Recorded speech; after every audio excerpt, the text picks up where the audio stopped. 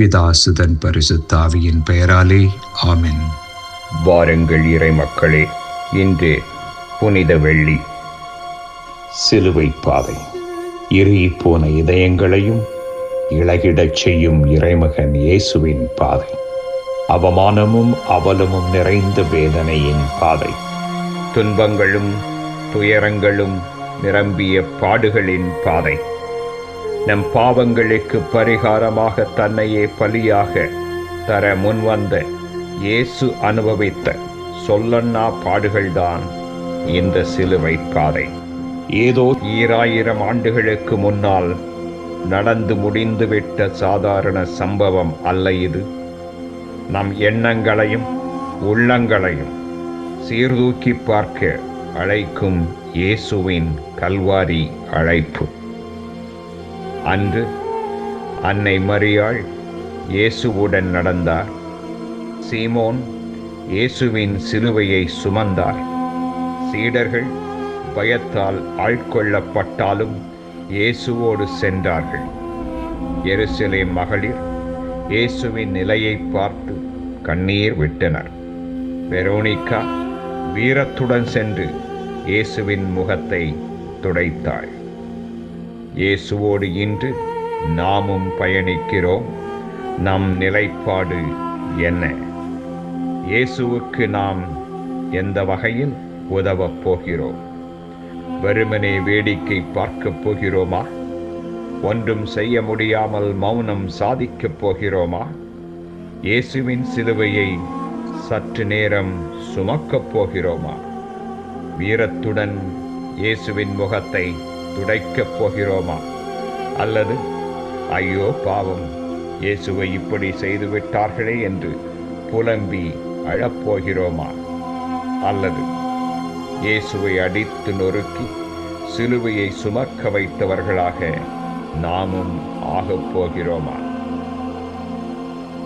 இயேசுவின் பாடுகளை சிந்திக்கும் நாம், இயேசுவோடு பயணிக்கும் நாம்,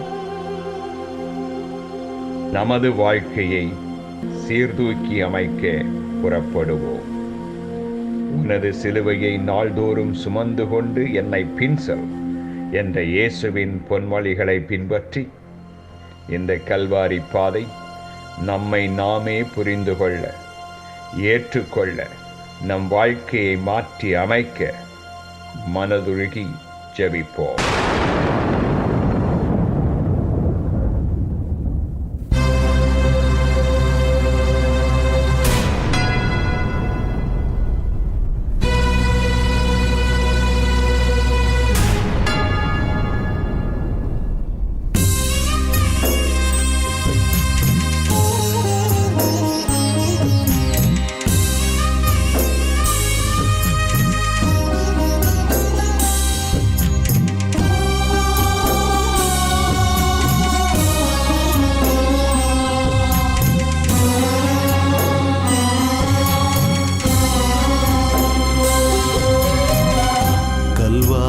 மலையரசே, கனிவுள்ள இறையரசே, காவிய நாயகனே, கண் திறந்து பாருமையா.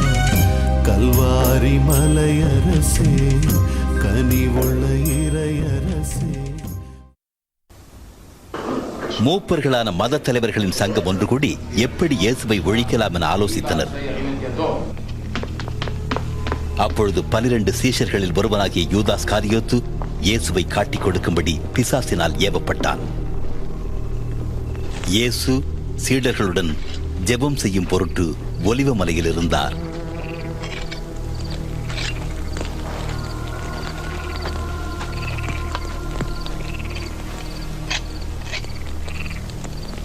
நீங்கள் சோதனைக்குட்படாதபடிக்கு ஜெபம் பண்ணுங்கள்.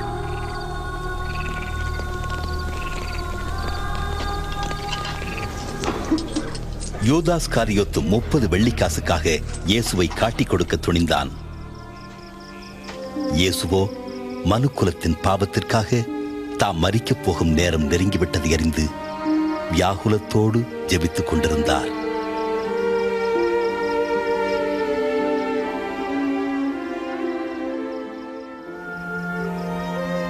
பிதாவே, உமக்கு சித்தமானால் இந்த பாத்திரம் என்னை விட்டு நீங்கும்படி செய்யும். ஆயினும் என்னுடைய சித்தத்தின்படி அல்ல, உம்முடைய சித்தத்தின்படியே ஆக கடவுது.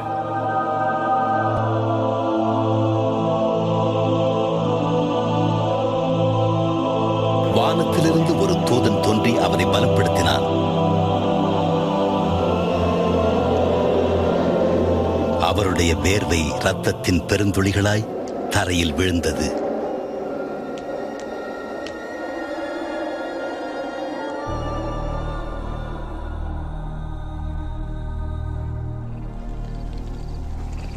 ஏன் நித்திரை பண்ணுகிறீர்கள்? எழுந்திருங்கள், சோதனைக்குட்படாதபடி ஜெபம் பண்ணுங்கள்.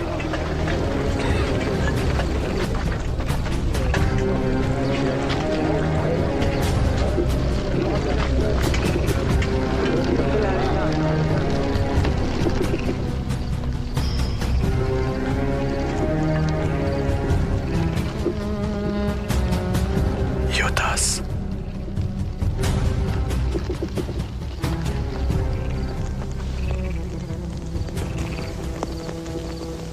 மனுஷகுமாரனை மொத்தத்தினாலா காட்டிக் கொடுக்கிறாய்? ஆண்டவரே, பட்டயத்தினால் நாம் வெட்டுவோமா?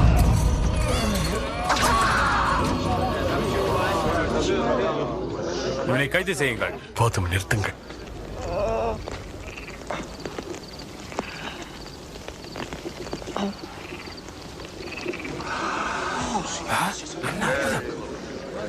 கள்ளனை பிடிக்க வருவது போல பட்டயங்களையும் தடிகளையும் எடுத்து வந்திருக்கிறீர்களே. நான் தினந்தோறும் தேவாலயத்தில் உங்களோடு கூட இருக்கையில் என்னை பிடிக்க கை நீட்டவில்லை. இதுவோ உங்களுடைய வேலை, அந்தகாரத்தின் அதிகாரமாயிருக்கிறது. அவனை கைது செய்யுங்கள்.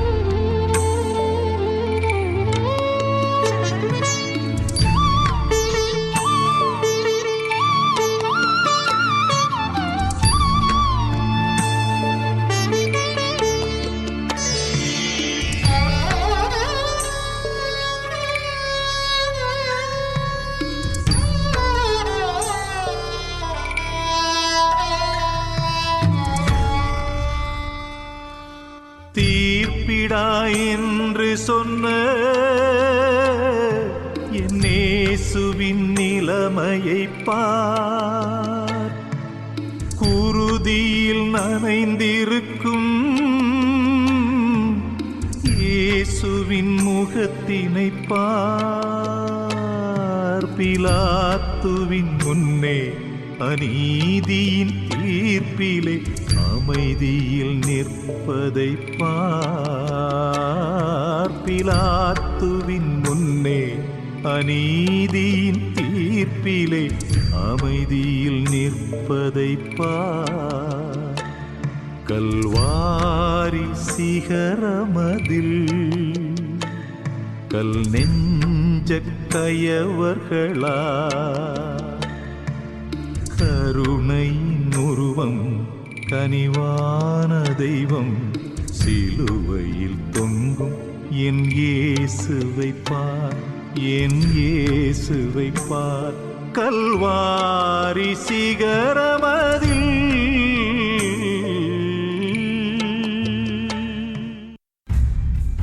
முதல் நிலை, இயேசு மரணத்திற்கு தீர்ப்பிடப்படுகிறார். திவ்ய இயேசுவே, மை ஆராதித்து வணங்கி எமக்கு நன்றி அறிந்த ஸ்தோத்திரம் செய்கின்றோம்.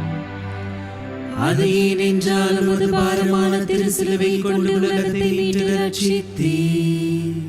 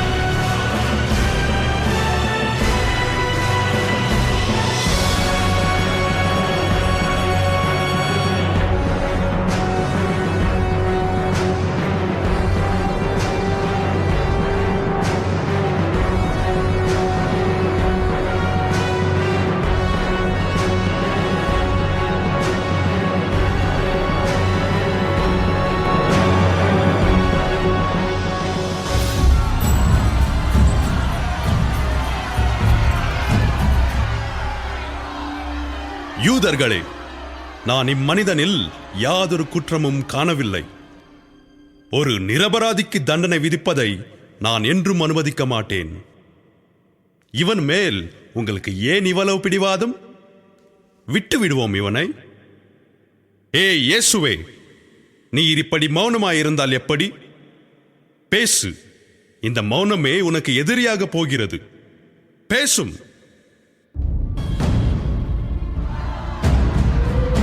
இவன் தெய்வ விரோதி, மந்திரவாதி. இவன் நிரபராதி இல்லை. இவனுடைய மௌனமே எல்லாவற்றையும் பேசுகிறது. இவனை சிலுவையில் அறையும், சிலுவையில் அறையும், சிலுவையில் அறையும். பாருங்கள், பாஸ்கா விழாவின் போது உங்கள் விருப்பப்படி ஒரு கைதியை விடுதலை செய்யும் வழக்கம் உண்டே. நீங்கள் இவனை குற்றவாளி என்று கருதினால் இவ்விழாவில் இவனையே விடுதலை செய்யலாமே. வேண்டவே வேண்டாம். இவன் எங்களுக்கு வேண்டாம். இவன் ஒழிக, இவன் ஒழிக. பரபாசை விடுதலை செய்யுங்கள்.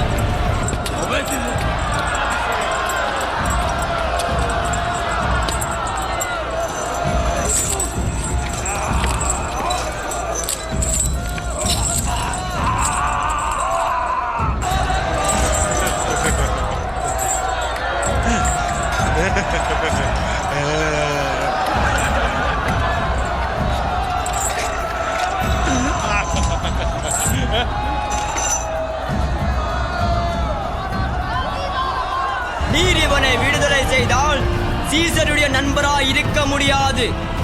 நம்மையே அரசராக்கிக் கொள்ளும் எவரும் சீசருக்கு எதிரி. இவனை சிலுவையில் அறையும், சிலுவையில் அறையும், சிலுவையில் அறையும். சேச்சே, நான் இவனில் எந்த குற்றமும் காணவில்லை. இந்த நேர்மையானவனின் இரத்த பலியில் எனக்கு பங்கில்லை. உங்கள் விருப்பப்படியே இவனை இழுத்து கொண்டு போய் நீங்களே பார்த்துக் கொள்ளுங்கள். இந்த நிரபராதியின் இரத்தம் உங்கள் மீதும் உங்கள் பிள்ளைகளின் மீதும் இருக்கட்டும். நான் கை கழுவுகிறேன்.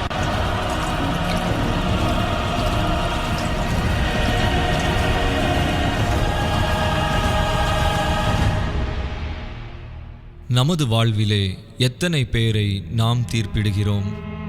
எத்தனை முறை நாம் வாழ்வதற்காக பிறரது வாழ்வை கெடுத்திருப்போம். நமது சுயநலத்திற்காக பிறரை சிக்கல்களில் மாட்டிவிட்டிருப்போம். சரியாக யோசிக்காமலும் ஆராயாமலும் பிறர் மீது இல்லாதவை பொல்லாதவை எல்லாம் சுமத்திருப்போம். எந்த விதத்தில் நாம் பிலாத்துவை விட நல்லவர்கள்? எது நல்லது எது கெட்டது என்பது நமக்கு தெரிந்தும் பல தருணங்களில் நாமும் இப்படிதான் சிலரை திருப்திப்படுத்த பிறரை தீர்ப்பிடுகின்றோம். அநியாய தீர்ப்புகள் அன்று மட்டுமல்ல இன்றும் நிறைவேறி கொண்டுதான் இருக்கின்றன. கணவன் மனைவியை ஒழுக்கமற்றவள் என்று தீர்ப்பிடுவது, பெற்றோர் பிள்ளைகளை பொறுப்பில்லாதவர்கள் என்று தீர்ப்பிடுவது, மாமியார் மருமகளை ஒன்றுக்கும் உதவாதவள் என்று தீர்ப்பிடுவது, இப்படி அடுக்கடுக்காக தீர்ப்புகள் அரங்கேறி கொண்டுதான் இருக்கின்றன.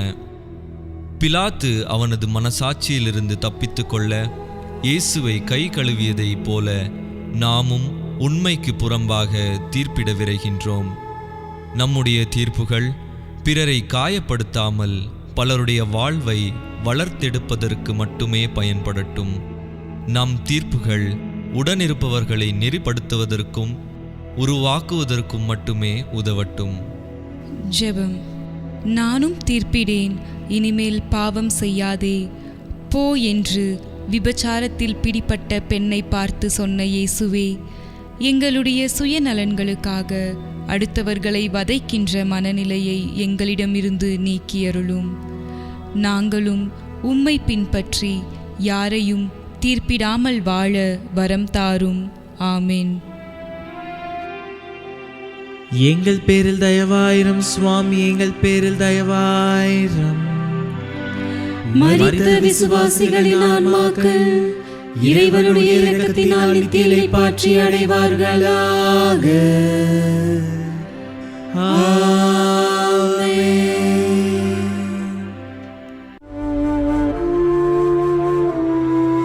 சுமை சுமப்பவரே வாருங்கள் என்று அழைத்தவர் சிலுவை சுமக்கின்றார். சுமை சுமப்பவரே வாருங்கள் என்று அழைத்தவர் சிலுவை சுமக்கின்றார். எத்தனை துன்பம் எத்தனை துயரம் ஏற்றுக்கொண்டாயே என் இறைவா. எத்தனை பாவம் புரிந்த என் மேலே இத்தனை அன்பாய் என் இயேசுவே.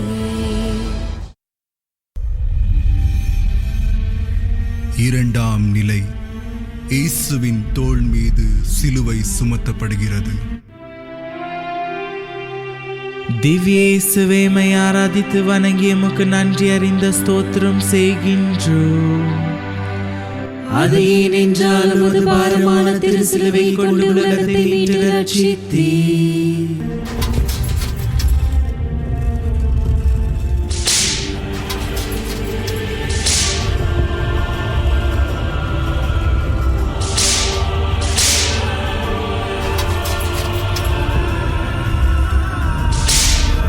என்னப்பா அரசகுமாரனே, எங்கள் ஜனங்களை பாவிகள் என்று சொல்கிறாயா? வானி நின்று இறங்கி வந்த உயிருள்ள இறைமகன் நானே என்று சொல்லிக் கொள்கிறாயா? தூக்கு தூக்கு இந்த சிலுவை மரத்தை. ராஜாவாம் ராஜா. ஆலயத்தில் உள்ள வியாபாரிகளை கல்வர்கள் என்று சொல்கிறாயா? இப்ப பாரு, யாரு கல்வன்? அவர்களா இல்ல நாங்களா இல்ல இந்த சிலுவை சுமக்கிற நீயா?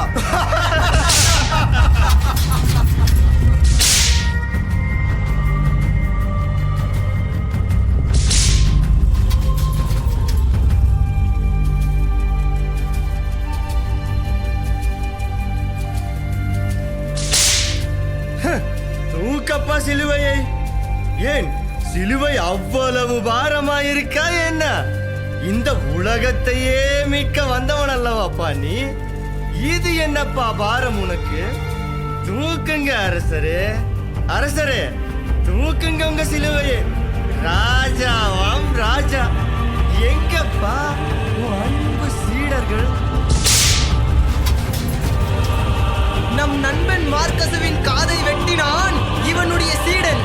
அவன் மட்டும் நம்முடைய கையில் கிடைச்சிருக்கணும். அவனுக்கு என் கைவரிசையை காட்டியிருப்பேன். முத்தமிட்ட யூதாசும் வந்திருந்தானாம். ஐயோ, நான் தப்பு செய்து விட்டேன், என் குருவை விட்டு விடுங்கள் என்று சொன்னாராம்.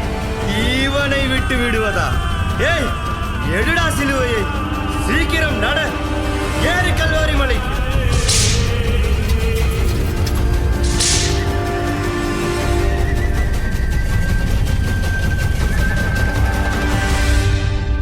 சுமை சுமந்து சோர்ந்திருப்போரே, எல்லோரும் என்னிடம் வாருங்கள் என்று மொழிந்த இயேசு நமக்கு முன்னோடியாக இன்று சிலுவையை சுமக்கிறார்.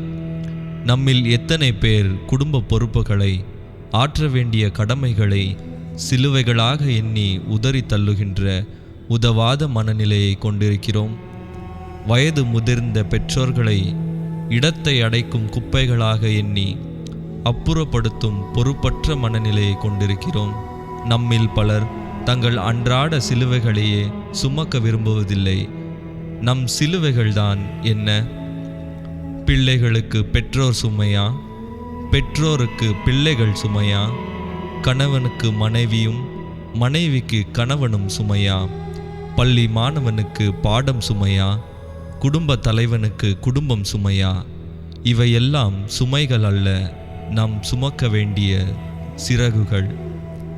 பின் எதுதான் சுமை என்று சற்று சிந்தித்து பார்ப்போம். நம் மனதில் தோன்றும் எண்ணங்களே சுமை. நமது பார்வைகள்தான் சுமை. நமது ஆசைகள்தான் சுமை. ஆடம்பர ஆசையால் வந்தது கடன் சிலுவை. முயற்சியும் உழைப்பும் இல்லாமையால் வந்தது வறுமை சிலுவை. உறவுகள் பதுங்கியதால் வந்தது முதுமை சிலுவை. இப்படி நாமே உற்பத்தி செய்து கொண்ட சிலுவைகளை சுமக்க வருந்துவதேன்? எண்ணங்களும் பார்வைகளும் ஆசைகளும் மாறும்போது சுமைகள் குறைந்து போகும். ஆவலோடு சிலுவையை சுமந்து செல்லும் இயேசுவின் துணை நம்மோடு இருக்கும். ஜெபம். எங்கள் சுமைகளை தாங்கி சுமந்த எம் இயேசுவே, நாங்கள் எங்கள் குடும்ப பொறுப்புகளை, ஆற்ற வேண்டிய கடமைகளை சிலுவைகளாக எண்ணி உதறி தள்ளாமல் எங்கள் அன்றாட வாழ்வின் சிலுவைகளை உவந்து ஏற்று சுமந்து வாழும் வரம் தாரும். ஆமீன். எங்கள் பேரில் தயவாயிரம் சுவாமி, எங்கள் பேரில் தயவாயிரம். மரித்த விசுவாசிகளின் ஆன்மாக்கள் இறைவனுடைய இரக்கத்தினால் நித்தியலை பாற்றி அடைவார்களாக.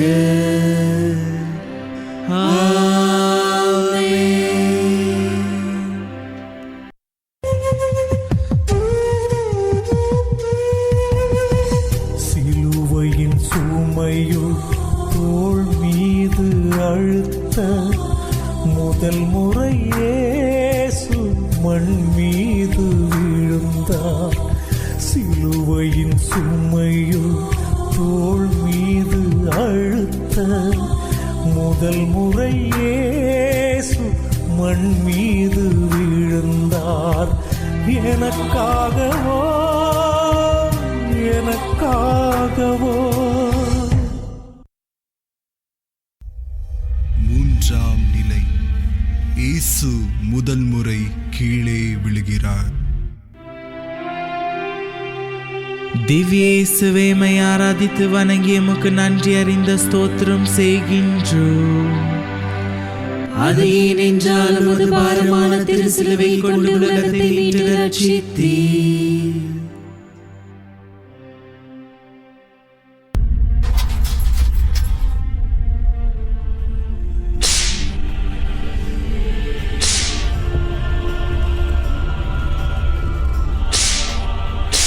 இந்த பூலோகத்தையே நடத்தி செல்லும் ராஜாவே, சீக்கிரமாய் நட. பாருங்கப்பா பாருங்க, உங்க உலக ரட்சகர் கீழே விழுந்துட்டாரு. ஐயோ, கிரீடமும் விழுந்து விட்டதப்பா. என்ன செய்வது? மரியாதை செய்ய வேண்டாமா? நீயே செய்யப்பா மரியாதை. இவனுடைய பேச்சை கேட்டார்கள் அல்லவா இந்த மக்கள்? ஏய் புத்தி இல்லாத ஜனங்களே, பாருங்கள் எப்படி விழுந்து கிடக்கிறான் என்று. இவன் உங்களை ரட்சிக்கப் போகிறானா? டேய், இவன் போய் நம்மள ரட்சிக்க போறானடா. நட நட. உன் நாடகம் எங்களுக்கு நன்றாக தெரியும். அப்பாவி மக்களை ஏமாற்றிய மாதிரி எங்களை ஏமாற்ற முடியாது. எழுந்திரு எழுந்திரு.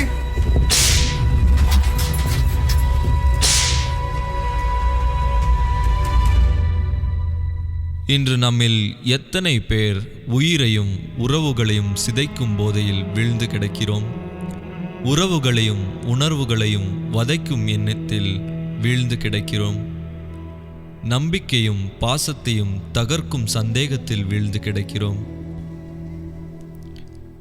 மதிப்பையும் மரியாதையையும் குலைக்கும் தாழ்வு மனநிலையில் வீழ்ந்து கிடக்கிறோம்.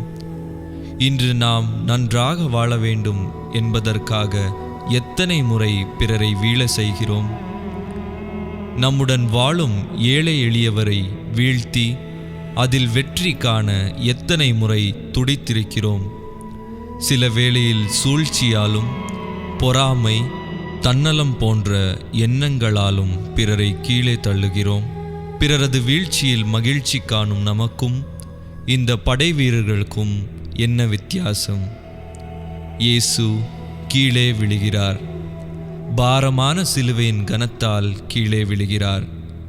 நாம் எடுக்கின்ற முயற்சிகளிலும் நாம் கீழே விழலாம். வெற்றிக்கு பின்னால் மனிதர்கள் இருக்கிறார்களோ இல்லையோ, ஒவ்வொருவருடைய வெற்றிக்கு பின்னால் பல கீழே வீழ்தல் இருக்கின்றன. நம்முடைய வாழ்க்கையிலும் வீழ்தல்கள் வரலாம். கீழே விழ காரணமானது எதுவானாலும் எழ வேண்டும். வீழ்வது தவறே கிடையாது.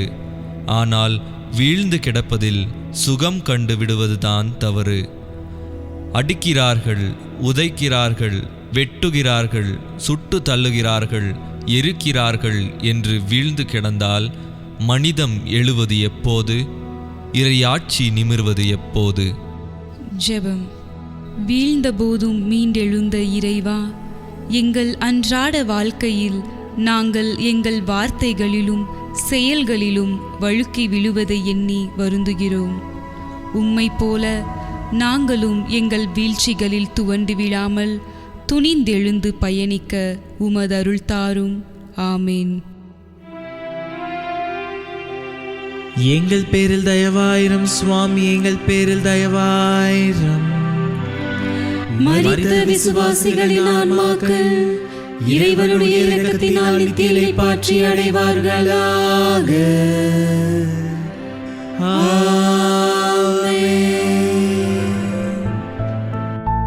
அன்னை மகனிடம் பகிர்ந்ததென்ன, இறை மகனும் தாயிடம் பகிர்ந்ததென்ன. அன்னை மகனிடம் பகிர்ந்ததென்ன, இறை மகனும் தாயிடம் பகிர்ந்ததென்ன. எத்தனை துன்பம், எத்தனை துயரம் ஏற்றுக்கொண்டாயே என் இறைவா. எத்தனை பாவம் புரிந்த என் மேலே, எத்தனை அன்பாய் என் இயேசுவே. நான்காம் நிலை. இயேசு தன் தாயை சந்திக்கிறார். திவ்ய இயேசுவே, மை ஆராதித்து வணங்கி எமக்கு நன்றி அறிந்த ஸ்தோத்திரம் செய்கின்றோம். அது ஏனென்றால் உமது பாரமான திரு சிலுவை கொண்டு உலகத்தை மீட்டு ரட்சித்தீர்.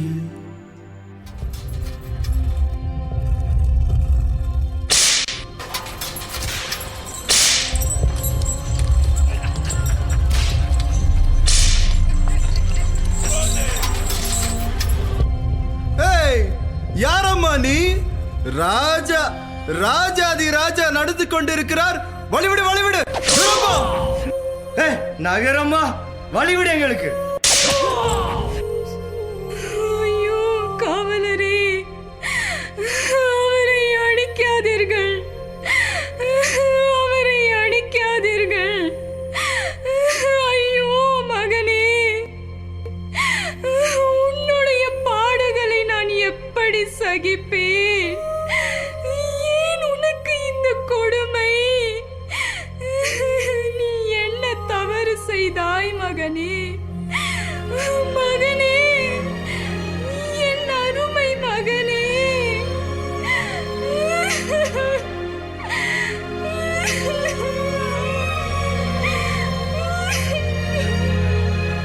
பரமா, எங்களுக்கு மேல் அதிகாரிகளிடமிருந்து ஆணை வந்துள்ளது. இவனை கல்வாரி மலையின் மேல் சிலுவையில் அறைய வேண்டும். எங்களை தடுக்க வேண்டாம். எச்சரிக்கை. என் மடியில் தவழ்ந்து விளையாடிய என் அருமை மகனே, என் செல்லமே மகனே, ஐயோ, எல்லாருடைய பாவங்களை தீர்க்க வந்த தேவகுமாரனே, உன்னை நான் எப்படி காப்பாற்றுவேன்?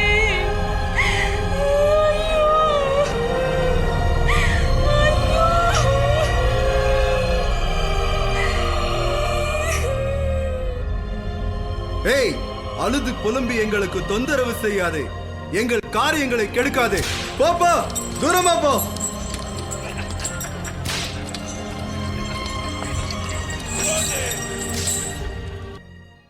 தாயின் கருவறையில்தான் ஒரு சமுதாயமே உருவாகிறது. வரலாற்றை உருவாக்குகிறவள் தாய். லட்சிய வேட்கையை பிள்ளையின் இதயத்தில் விதைப்பவள் தாய். ஒவ்வொரு மனிதனின் வெற்றிக்கு பின்னால் ஒரு பெண் இருக்கிறாள் என்பதை உலகிற்கு அறிமுகப்படுத்துபவள் தாய். லட்சியவாதி தாயின் கருவறையில்தான் உதயமாகிறான் என்பதை உலகிற்கு அறிமுகப்படுத்தியவர் அன்னை மரியாள். அன்பு மகனுக்கு ஆறுதல் சொல்லி மகனோடு தானும் கல்வாரி பயணம் போகிறார்.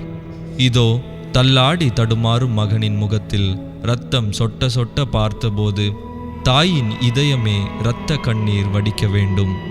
ஆனால் இவளோ வீரத்தாய், மனம் தளராமல் மகனுக்கு பலமூட்டுகிறாள். அன்னையின் பாசம் கடவுளின் பாசத்திற்கு அடுத்ததாக அமைகிறது. உலகம் ஒதுக்கினாலும் அன்னை எப்போதும் நம்மோடு இருப்பார். உலகம் முழுவதும் நம்மை வெறுத்தாலும் தாய் எப்போதும் நம்மை அன்பு செய்து கொண்டே இருப்பாள். நம்முடைய அன்னையின் முகத்தை நம் மனதில் கொண்டு வருவோம். நம் தாய் தன் வாழ்க்கையின் மையமாக நம்மை வைத்து கொண்டே வாழ்கிறார். ஆனால் அந்த தாய்க்கு நம்முடைய வாழ்வில் எத்தகைய ஒரு இடத்தை கொடுத்திருக்கிறோம்? இன்று அன்னைகளின் நிலை வீடுகளில் எவ்வாறு இருக்கின்றது? வீடுகளில் இருக்கக்கூடிய அன்னைகள் வேலைக்காரிகளாகவே நடத்தப்படுகின்ற மோசமான நிலை இன்று. பல தாய்கள் முதியோர் இல்லங்களிலும் அனாதை இல்லங்களிலும் தவித்து கொண்டிருக்கிறார்கள். தன் மகன் வருவானா, தன் மகள் வருவாளா, என்னுடன் ஆசையாக 2 வார்த்தை பேச மாட்டார்களா, என் பேர குழந்தைகளுடன் நான் விளையாட முடியாதா என்று ஏங்கும் தாய்மார்கள்தான் அதிகம். நம் மரியன்னையின் மகத்தான அன்பை கண்ட நாம் நம் அன்னையர்களின் அன்பை உணர்ந்தவர்களாய் வாழ முற்படுவோம். ஜெபம். இறைவா, அன்னை மரியாளை கல்வாரியில் சந்தித்த நீர் ஊக்கம் பெற்று கல்வாரி வரையிலும் இருந்தது போல நாங்களும் எங்கள் அன்னையை எங்கள் வாழ்க்கையின் மையமாக ஏற்றுக்கொள்ள வரம் தாரும். ஆமேன். எங்கள் பேரில் தயவாயிரம் சுவாமி, எங்கள் பேரில் தயவாயிரம். மரித்த விசுவாசிகளின் ஆன்மாக்கள் இறைவனுடைய இரக்கத்தினால் நித்திய இளைப்பாற்றி அடைவார்களாக.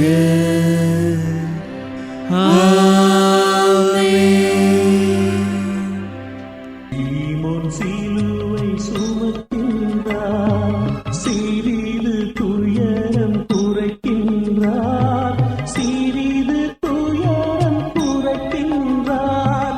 மனிதன் நீயே சீமோனே, மனிதநேயம் கொண்டாயே, சீராய் வளர்த்த சூசை தன் புதல்வன் சீர்குலைந்து தவிக்கின்றார். ஏகான்பர் இயேசுவை நான் கண்டேன் கல்வாரியில், சோகத்தில் ஆழ்ந்த என் நண்பர் இயேசுவை கண்டேன் கல்வாரியில். 5ஆம் நிலை. இயேசுவுக்கு சீமோன் உதவி செய்கின்றார். திவ்ய இயேசுவே, மை ஆராதித்து வணங்கி எமக்கு நன்றி அறிந்த ஸ்தோத்திரம் செய்கின்றோம். அது ஏனென்றால் உமது பாரமான திரு சிலுவை கொண்டு உலகத்தை மீட்டு ரட்சித்தீர்.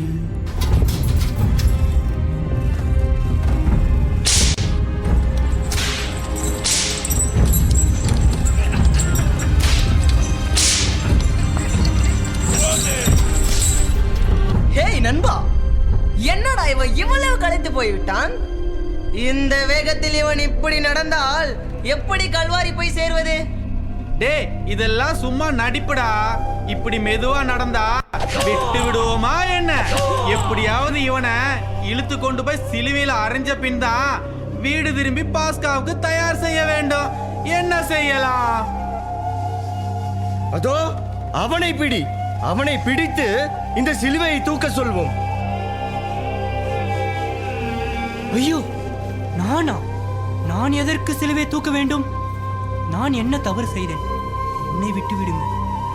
இங்கே பார், ஏற்கனவே வெயில் சுடுகிறது. தலையை கெடுத்து இன்னும் எங்களை வெறுப்பேற்றாதே. இப்ப நீ இந்த சிலுவையை தூக்க போறியா, இல்லை உன்னை சாட்டையால் அடிக்கட்டுமா? யார் இது? இயேசுவா? இவர் ஏன் இந்த சிலுவை சுமக்க வேண்டும்? ஐயோ, இவருக்கு ஏன் இந்த தண்டனை? விடுங்கள், பாவம். இவரின் சிலுவை நான் தூக்கி கொண்டு வருகிறேன்.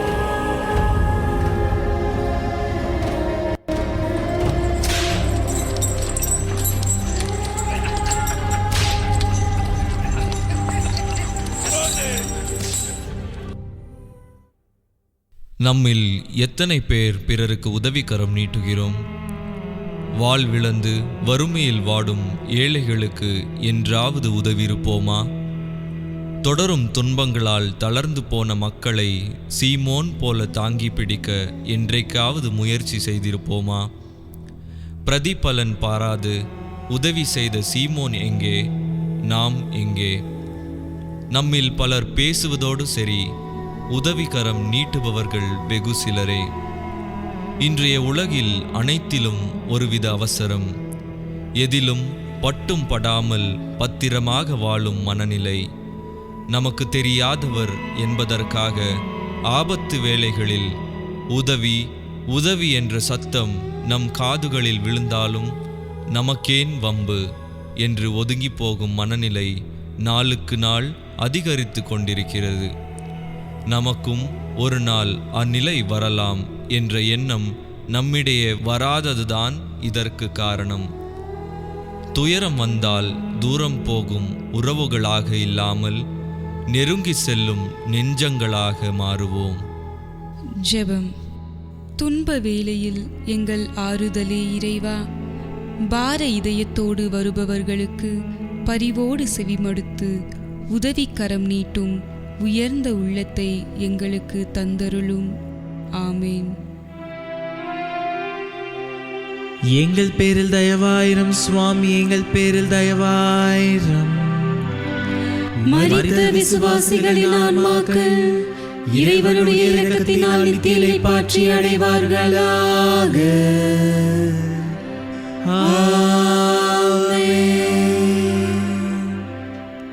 பாவை ஒருத்தி வருகின்றாள், பரமன் முகத்தை துடைக்கின்றாள். பரமன் முகத்தை துடைக்கின்றாள். துணியில் அவர் முகம் காண்கின்றாள். துடித்து வியந்து அழுகின்றாள். துன்பங்கள் தீர்க்க துணை வந்த தேவன் துன்பத்தில் துவழ்கின்றார். என் அன்பர் இயேசுவை நான் கண்டேன் கல்வாரியில். சோகத்தில் ஆண்ட என் அன்பர் இயேசுவை கண்டேன் கல்வாரியில். ஆறாம் நிலை. இயேசுவின் முகத்தை வெரோனிகா துடைக்கின்றாள். திவ்ய இயேசுவை ஆராதித்து வணங்கி எமக்கு நன்றி அறிந்த ஸ்தோத்திரம் செய்கின்றோம். அது ஏனென்றால் உமது பாரமான திரு சிலுவை கொண்டு உலகத்தை மீட்டு ரட்சித்தீர்.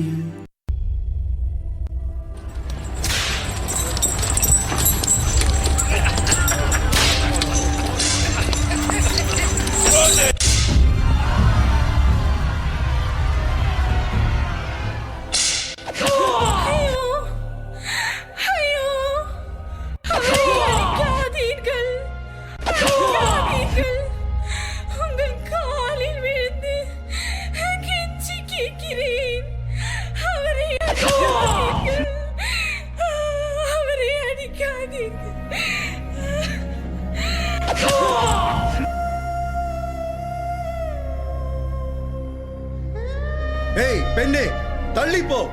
இவனை அடிக்காதீர்கள் என்று சொல்வதற்கு நீ யார்? ஐயா, ஐயா, இவர் ஒரு பாவம். அவரை சித்திரவதை செய்யாதே. ஐயோ, அவர் முகத்தை பாருங்கள், எவ்வளவு ரத்தம். அவர் முகத்தை துடைக்க எனக்கு ஒரு வாய்ப்பு கொடுங்கள். தயவு செய்து ஒரே ஒரு முறை வாய்ப்பளியுங்கள். சரி சரி, சீக்கிரம் ஆகட்டும்.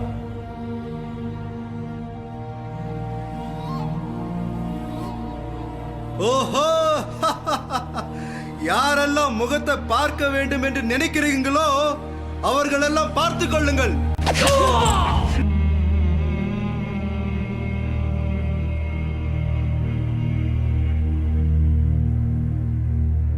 நம் சுயநல வட்டத்தை தாண்டி என்றைக்காவது பொதுநல பாதையில் அடியெடுத்து வைத்திருக்கிறோமா?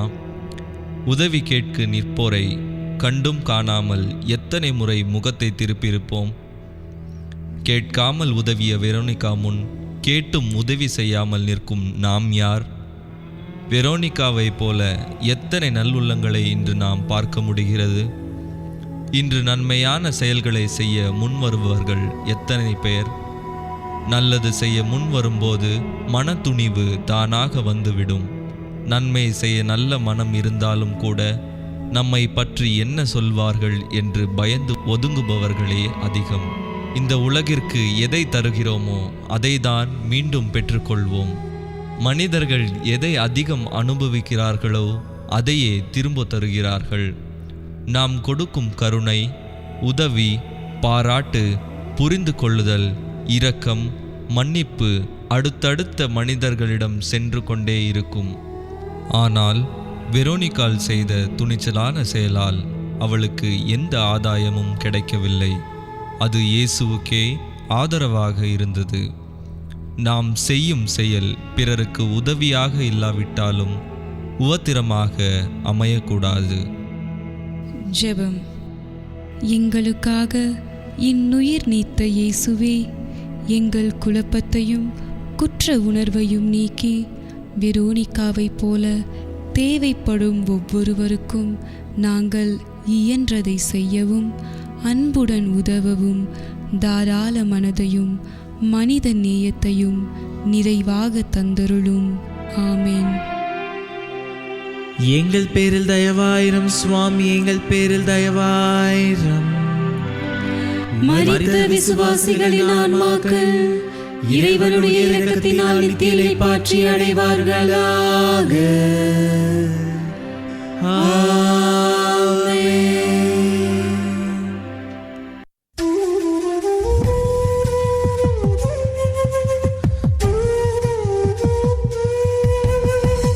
ஓய்வில்லா கசையடி உடலெல்லாம் கிழிக்க மறுமுறை விழுந்தார் இறை மைந்தன் துடிக்க.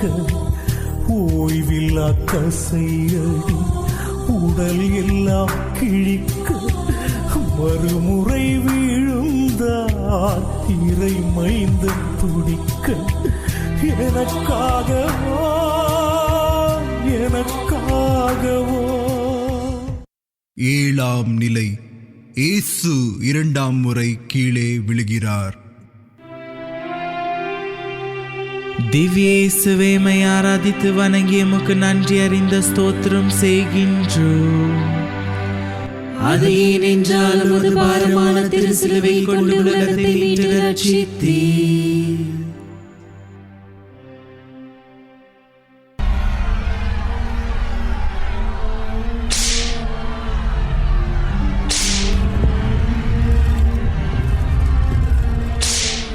ஐயா, இவனுக்காக அலறது என்ன, புலம்புறது என்ன, ஓஹோ முகம் துடைக்கிறது என்ன, அன்பு பாசம் நேசம் அப்படியே பொங்கி வழியுது பாரு.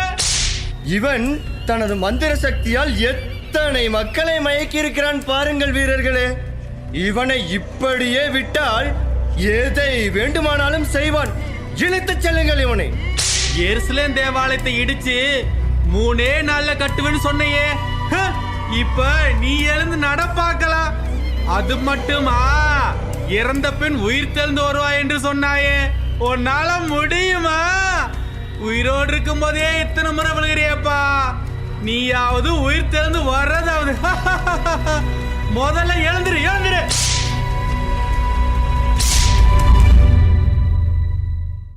இன்றைய உலகில் அன்பு உதறப்படுகிறது. நீயா நானா என்ற போட்டியில் யார் பெரியவர் என்ற சச்சரவில் பலர் கீழே தள்ளப்படுகிறார்கள். எல்லோரையும் பின்னுக்கு தள்ளிவிட்டு நான் முன்னேறி செல்ல வேண்டும் என்ற சுயநலம் வளர்ந்து கொண்டுதான் இருக்கிறது.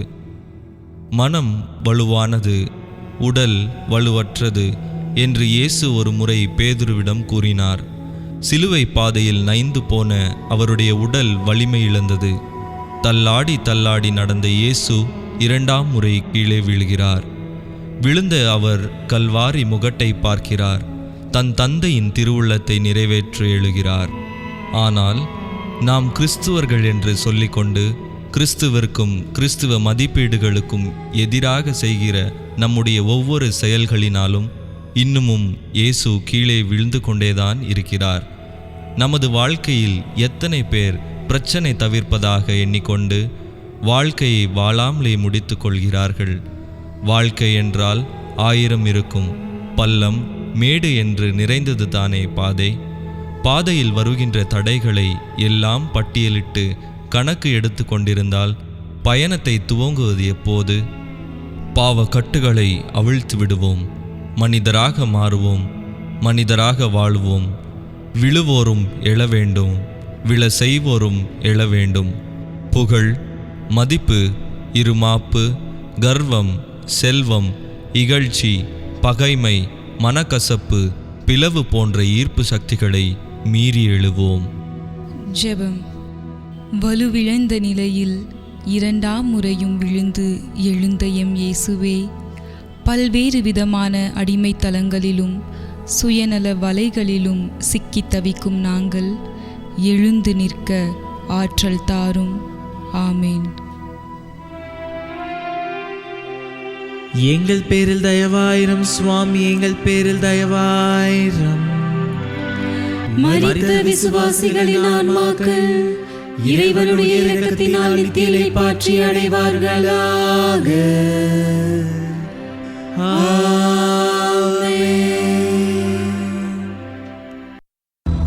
கடந்து வந்த பாதையிலே கர்த்தரின் காலடிகள், நடந்து வந்த பாதையிலே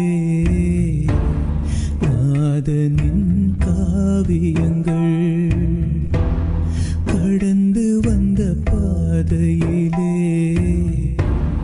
கர்த்தரின் காலடிகள், நடந்து வந்த பாதையிலே நாதனின் காவியங்கள், தலையிலே முள்முடிகள், கைகளிலே ஆணிகள், முகத்தினிலே கையறைகள், முதுகினிலே கசையடிகள், என்னாலே தானே ஐயா உமக்கு இந்த சிலுவை மரணம், எதற்காக என்று கேட்டேன், உனக்காக என்று சொன்னாய். உமது உயிர் பிரிகின்றது, மனித குலம் அழுகின்றது. உமது உயிர் பிரிகின்றது, மனித குலம் அழுகின்றது, மனித குலம் அழுகின்றது. 8ஆம் நிலை. இயேசு எருசலேம் பெண்களுக்கு ஆறுதல் கூறுகிறார். திவ்ய இயேசுவே, மை ஆராதித்து வணங்கி உமக்கு நன்றி அறிந்த ஸ்தோத்திரம் செய்கின்றோம். அது ஏனென்றால் உமது பாரமான திருசிலுவை கொண்டு உலகத்தை மீட்டு ரட்சித்தீர்.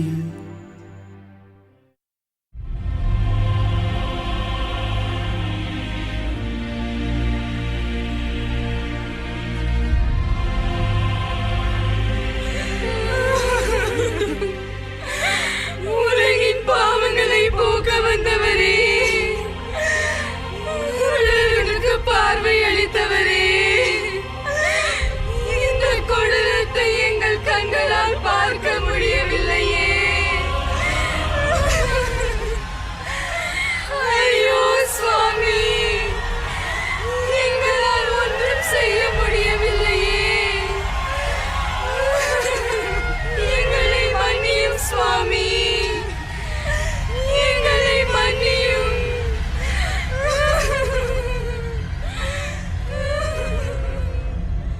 ஓ எருசலேம் பெண்களே, நீங்கள் எனக்காக அழ வேண்டாம். உங்களுக்காகவும் உங்கள் பிள்ளைகளுக்காகவும் அழுங்கள்.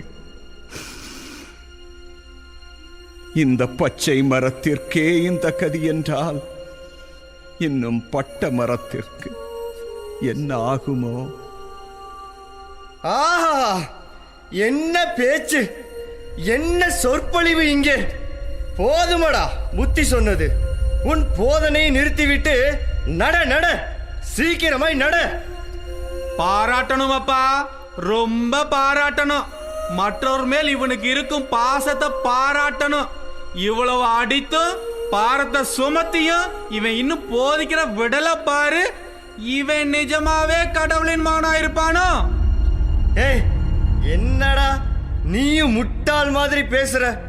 நம் மேலதிகாரிகள் காதில் இது விழுந்து விட போகிறது. நட வேகமாய். இவன் யாராயிருந்தால் நமக்கு என்ன? நம் வேலையை பார்ப்போம். இழுத்துச் செல். ஏய், போங்கம்மா தூரம், போங்க போங்க, எங்களுக்கு நேரமாகுது.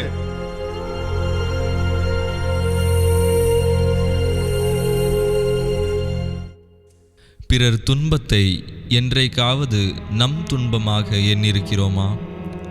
அவல நிலையில் உள்ள இயேசுவுக்கு ஆறுதல் அளிக்க முற்படும் எருசலேம் நகர பெண்களைப் போல என்றைக்காவது வாழ்ந்திருப்போமா? ஆறுதல் தர முற்படும் பெண்களுக்கே ஆறுதல் தரும் இயேசுவை பின்பற்றாமல் நம்மால் எப்படி இருக்க முடிகிறது? மகளீரே, இன்னும் எத்தனை காலம்தான் உங்கள் எதிர்பார்ப்புகளையும் ஏக்கங்களையும் அதிருப்திகளையும் அழுகையாலும் கண்ணீராலும் மட்டுமே அறிக்கையிடப் போகிறீர்கள்? யாருக்காக அழுகிறீர்கள்? எதற்காக நீங்க அழ வேண்டும்?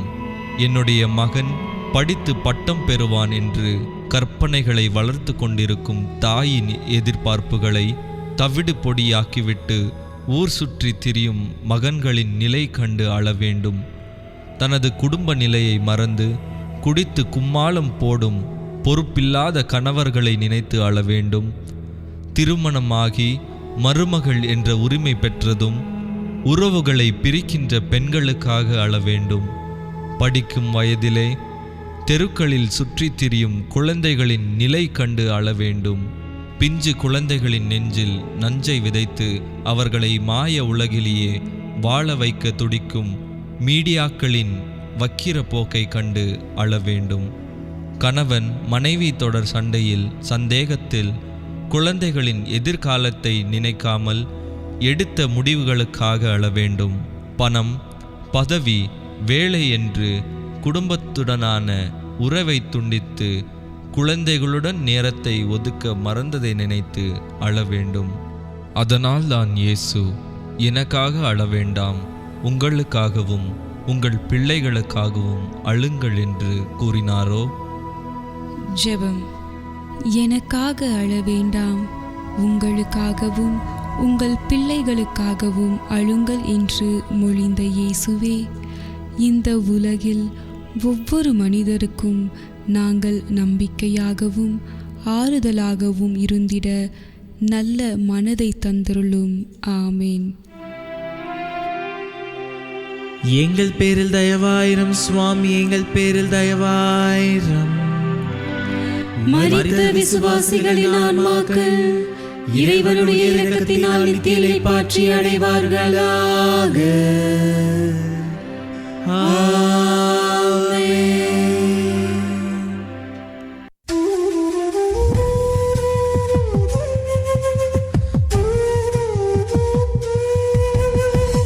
மனுக்குல பாவம் மனமெல்லாம் சுமந்து மூன்றாம் முறையாய் வீழ்ந்தார் துவண்டு. மனுக்குல பாவம் மனமெல்லாம் சுமந்து மூன்றாம் முறையாய் வீழ்ந்தார் துவண்டு. எனக்காகவோ எனக்காகவோ. 9ஆம் நிலை. இயேசு 3ஆம் முறை தரையில் விழுகிறார். திவ்ய இயேசுவே, மை ஆராதித்து வணங்கி எமக்கு நன்றி அறிந்த ஸ்தோத்திரம் செய்கின்றோம். அது ஏனென்றால் உமது பாரமான திரு சிலுவை கொண்டு உலகத்தை மீட்டு ரட்சித்தீர்.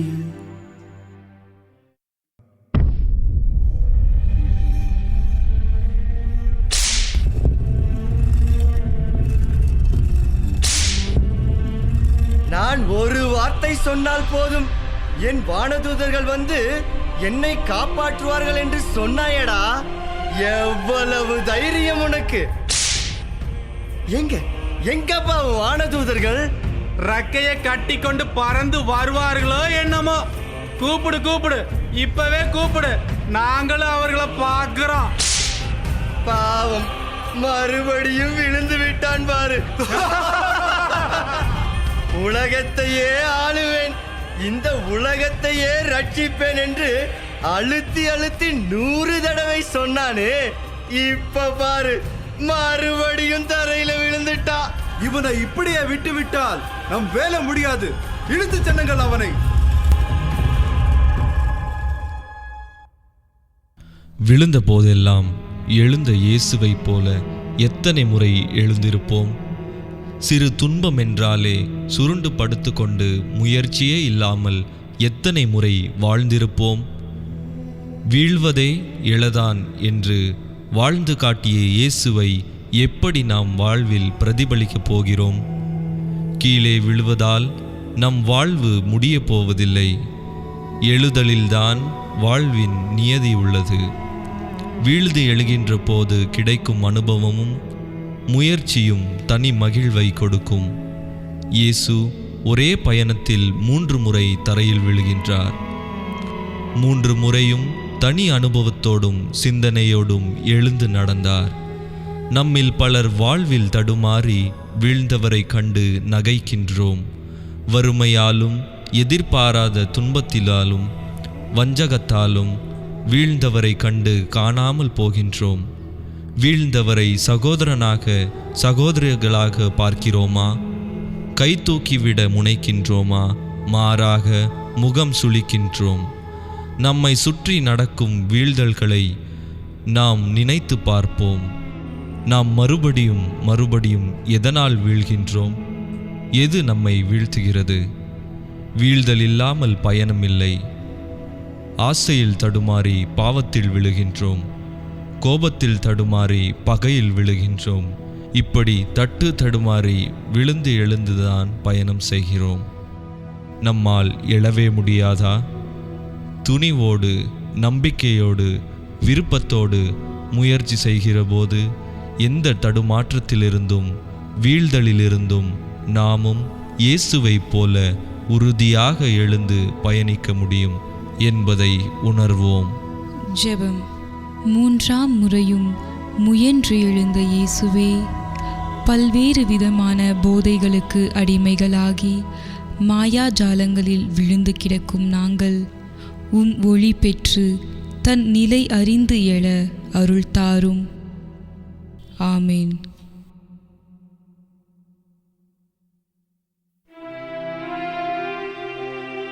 எங்கள் பேரில் தயவாயிரம் சுவாமி, எங்கள் பேரில் தயவாயிரம். மரித்த விசுவாசிகளின் ஆன்மாக்கள் இறைவனுடைய இரக்கத்தினால் நித்தியலை பாற்றி அடைவார்களாக.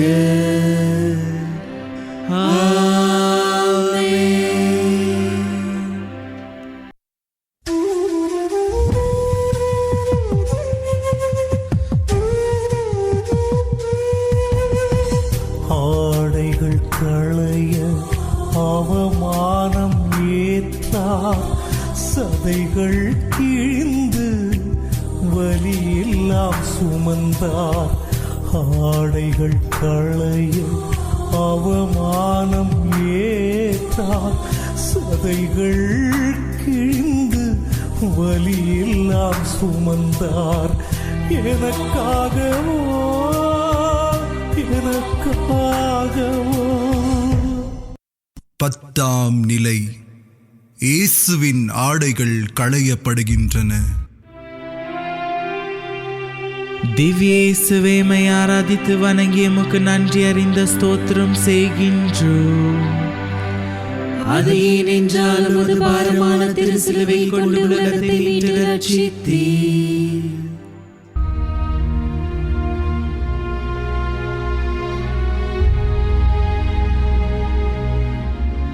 அப்பாடா, எப்படியோ கல்வாரி மலைக்கு வந்து சேர்ந்து விட்டோம். இவனை சிலுவையில் அரைஞ்சு விட்டு சீக்கிரம் வீடு போய் சேரணும். இவனால பாஸ்கா விழா தயாரிப்பு எல்லாமே கெட்டு போச்சு. சரி சரி சரி, இன்னும் என்ன தாமதம்? சிலுவையில் அறையுங்கள் அவனை. ஏய், இவன் ஆடைகளை எல்லாம் உருவுங்களடா. ஏய், இவன் ஆடைகளை உருவ முடியல, சதையோட ஒட்டுக்கிருச்சு. என்ன செய்யறது? டே, அப்படி நிதானமா எடுத்தா வருமா? பிச்சு எடுத்து விடு, சதையெல்லாம் உரிச்சுக்கிட்டு வரட்டும்.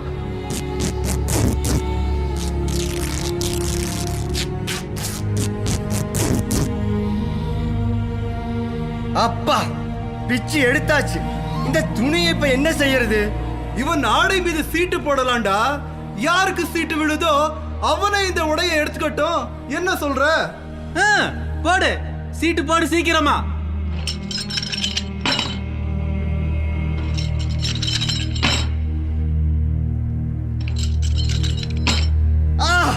கிடைச்சிருச்சு. இந்த ஆடை எனக்கு கிடைச்சிருச்சு. இந்த ஆடை எனக்கு தான். ஒருவனுக்கு மிகப்பெரிய வலி எது தெரியுமா? அவன் அவமானப்படும்போது பறிபோகும் மானம்தான். ஒரு மனிதனின் தன் மானத்தை காப்பது அவனது ஆடை. அதுவும் களையப்படுகிறது. ஒரு மனிதனை அவமானப்படுத்தவும் ஒரு எல்லையுண்டு. இந்த மனித குலம் அதையும் தாண்டி செயல்படுகிறது. ஒரு குற்றமும் அறியாதவருக்கு இந்த கோலம். இதோ இயேசுவை அவமானத்திற்கு உள்ளாக்குகிறார்கள். அவர் ஆடையை உருகிறார்கள். காயங்களோடு ஒட்டிய ஆடையை இரக்கமில்லாமல் இழுக்கிறார்கள். இயேசு அதையும் சாந்தமாக தாங்கிக் கொள்கிறார்.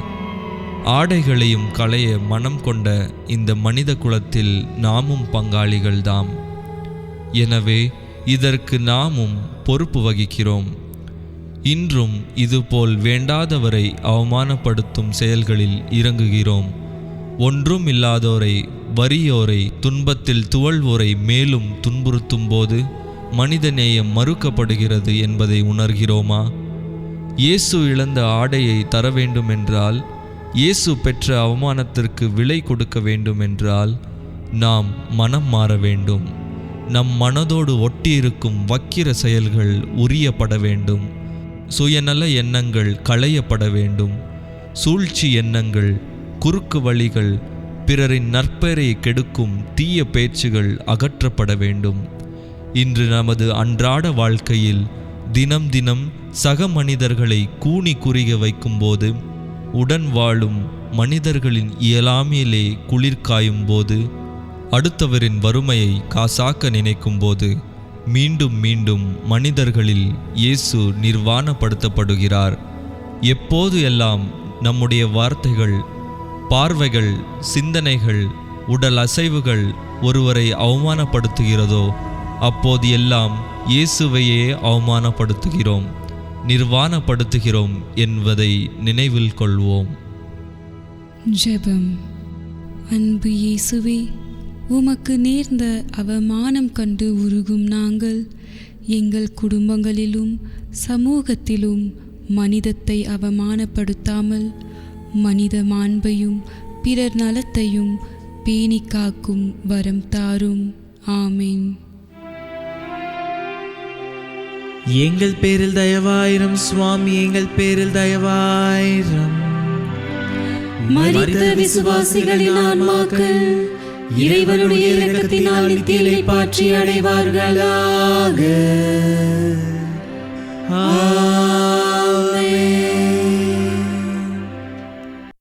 கால்களில் கைகளில் ஆணிகளால் அறைந்திட கைகளை விரிக்கின்றார்.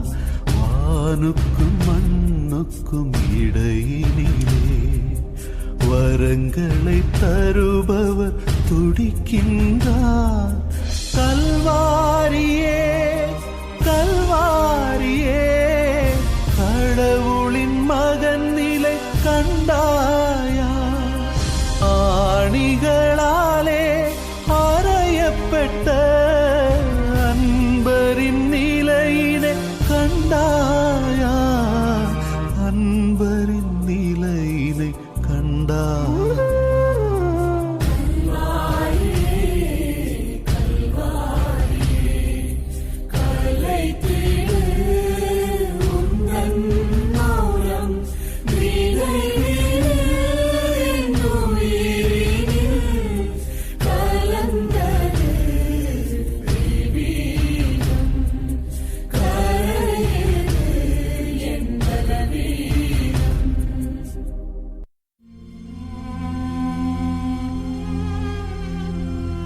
பதினொன்றாம் நிலை. இயேசுவை சிலுவையில் அறைகிறார்கள். திவ்ய இயேசுவே, மை ஆராதித்து வணங்கி எமக்கு நன்றி அறிந்த ஸ்தோத்திரம் செய்கின்றோம். அது ஏனென்றால் உமது பாரமான திரு சிலுவை கொண்டு உலகத்தை மீட்டு ரட்சித்தீர்.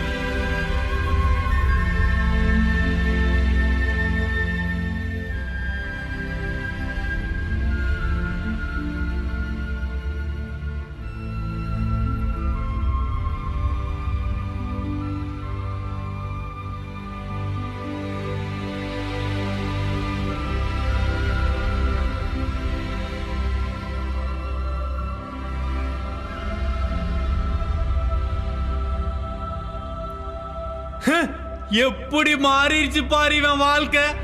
எருசலேமுக்கு அரசனா ஊர்வலம் வந்தா, இப்ப இவன் சிலுவை மேல.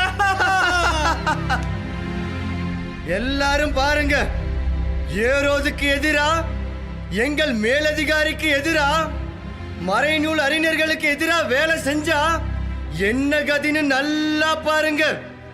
இதே கதிதான் உங்களுக்கும். எச்சரிக்கை, கை கால் முறிஞ்சிடும். இது எச்சரிக்கை. கொஞ்சம் விட்டிருந்தா பிலாத்து அரசர் இவனை விடுதலை செய்திருப்பார். இப்ப இவன் கதி. ஏய் ஏய் ஏய் இங்க வா. அவன் என்னமா சொல்றான்டா? அவன் என்ன சொல்றான்னு கேளு. பிதாவே, இவர்கள் செய்வது என்னவென்று அறியாமல் செய்கிறார்கள். இவர்களை மன்னியும். இன்று நம்மிலும் பலர் பல்வேறு விதமான ஆணிகளால் அறையப்படுகிறோம். பலரை அறையவும் செய்கிறோம். நம்முடைய வார்த்தைகள் பிறரை வாழவும் வைக்கலாம், வாழ்க்கையை முடிக்கவும் செய்யலாம். நமது கூர்மையான வார்த்தைகள் ஈட்டிகள், அம்புகள் போன்று பிறருடைய அன்பு மனதை துளைக்கும் போது நாமும் சிலுவையில் அறைபவர்கள்தானே. மாறாத மறையாத வடுவை ஏற்படுத்தும் நமது வார்த்தைகள் தொடர்ந்து பிறரை சிலுவையில் அறைந்து கொண்டுதானே இருக்கின்றன. பிறரை பற்றி அவதூறு பேசி மட்டம் தட்டும் போது, பிறரை கிண்டல் செய்யும் போது, பிஞ்சு குழந்தைகளின் மனதில் நஞ்சை விதைக்கும் போது, நண்பர்களை காயப்படுத்தும் போது, பெற்றோர்களையும் முதியோர்களையும் கண்டு கொள்ளாத போது நாம் தொடர்ந்து அடுத்திருப்பவர்களை சிலுவையில் அறைந்து கொண்டேதானே இருக்கிறோம். வேணுமென்றே பிறருக்கு எதிராய் சதி திட்டம் தீட்டுவது, தீராத மன உளைச்சலை கொடுப்பது போன்ற தொல்லைகளில் நாம் ஈடுபடும் போது நாமும் சிலுவையில் அறைபவர்கள்தாம். இன்று குடும்பங்களில் கணவன் மனைவிக்குள் வரும் சந்தேகம், அதனால் வரும் குழப்பம், நன்றாக வாழும் குடும்பங்களை பார்த்து பொறாமைப்பட்டு இல்லாதது பொல்லாதது எல்லாம் சொல்லி குடும்பங்களை பிரித்து சின்னா பின்னமாக்கி இன்பம் காணும் போதும், பணத்திற்காக பிறரை ஏமாற்றும் போதும் நாம் தினம் தினம் இயேசுவை ஆணி கொண்டு அறைகிறோம். இனிமேலாவது இயேசுவை ஆணிகளால் அறையாமல் இருக்க முயற்சி செய்வோம். ஜெபம். சிலுவையில் அறையப்பட்டு துடிதுடித்த இயேசுவே, எங்களை சுற்றியுள்ளோரின் காயங்களுக்கு காரணமானவர்களாக இல்லாமல் மருந்திட்டு குணப்படுத்துபவர்களாக வாழ அருள் தாரும். ஆமேன்.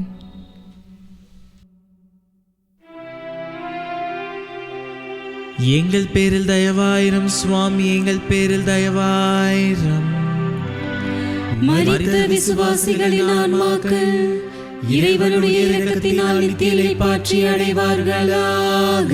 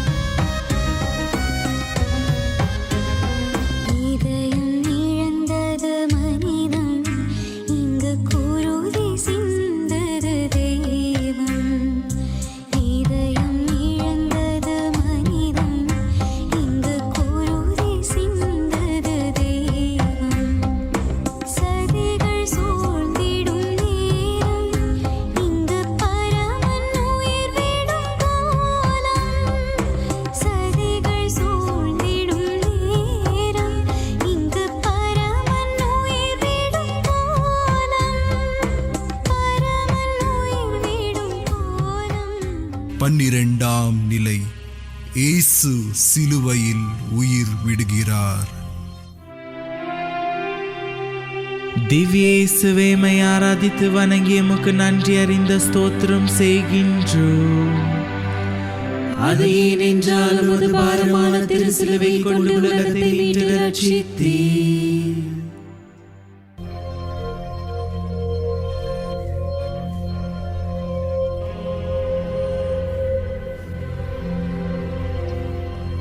அம்மா,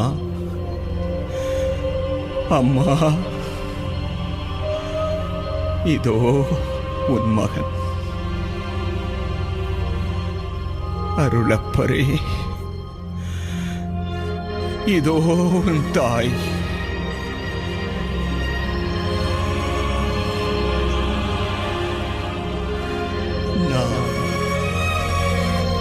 தாகமாயிருக்கிறேன்.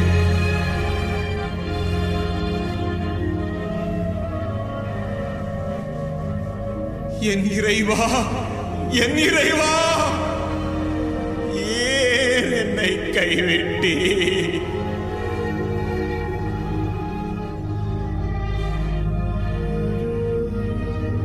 பிதாவே, உம் கரங்களிலே என் ஆவியை ஒப்படைக்கிறேன். எல்லாம் நிறைவேறியது.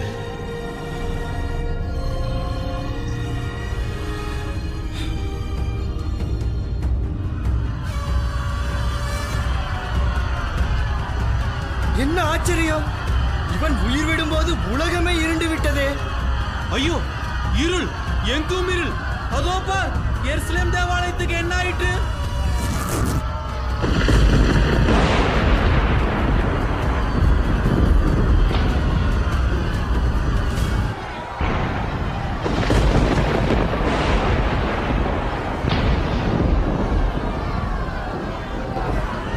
இவன் உண்மையாகவே கடவுளின் மகன்தான். சாகும்போது கூட நமக்கு எதிராக ஒரு வார்த்தை கூட சொல்லவில்லை. ஐயோ ஐயோ, நாம எவ்வளவு பெரிய தப்பு பண்ணிட்டோமே. கடவுளின் மகனையே சிலுவையில் அறைந்து கொன்று விட்டோமே. இயேசுவே, இயேசுவே, எங்களை மன்னியும். எங்கள் பேரில் தயவாயிரும் சுவாமி. கருணை கூர்ந்து எங்களை காப்பாற்றும். நீரே உண்மையான கடவுளின் மகன் என்று நம்புகிறோம். ஆண்டவரே, நம்புகிறோம்.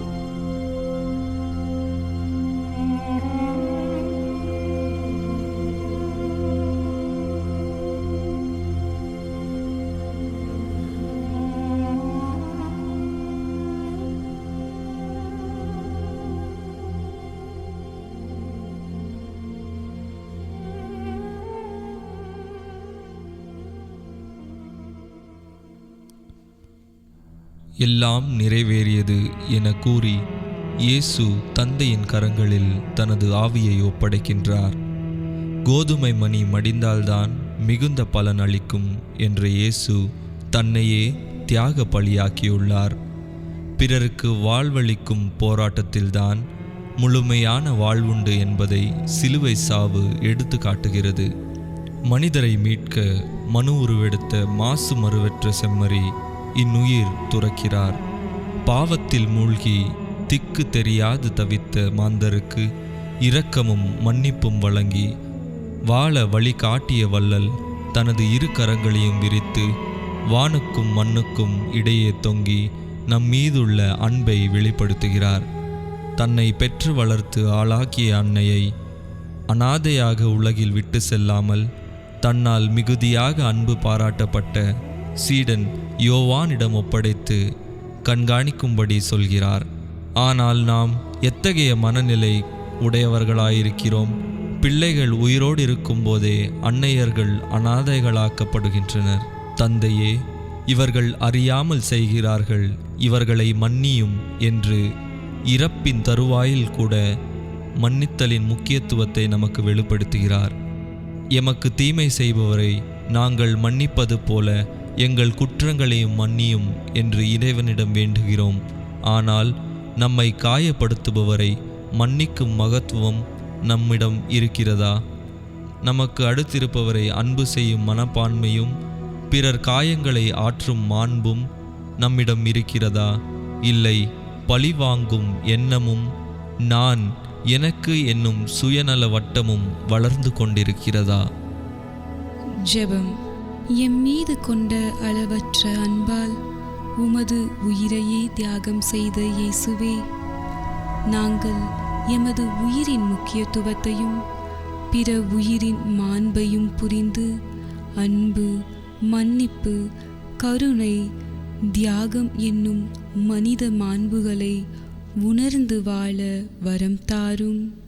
ஆமேன். எங்கள் பேரில் தயவாயிரம் சுவாமி, எங்கள் பேரில் தயவாயிரம். மரித்த விசுவாசிகளின் ஆன்மாக்கள் இறைவனுடைய இரக்கத்தினால் நித்தியலை பாற்றி அடைவார்களாக.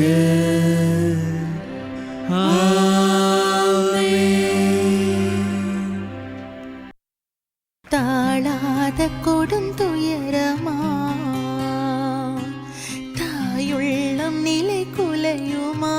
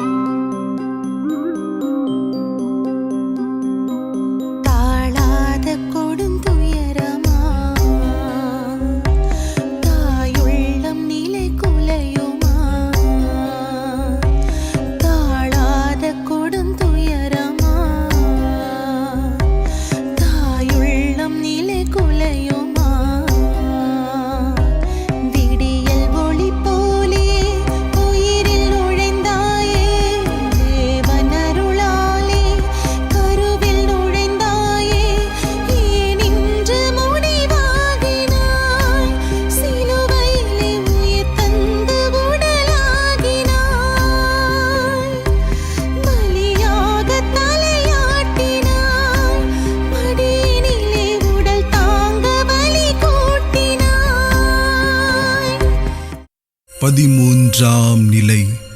இயேசுவின் உடல் தாயின் மீது கிடத்தப்படுகிறது. திவ்ய இயேசுவே, மை ஆராதித்து வணங்கி எமக்கு நன்றி அறிந்த ஸ்தோத்திரம் செய்கின்றோம். அது ஏனென்றால் உமது பாரமான திரு சிலுவை கொண்டு உலகத்தை மீட்டு ரட்சித்தீர்.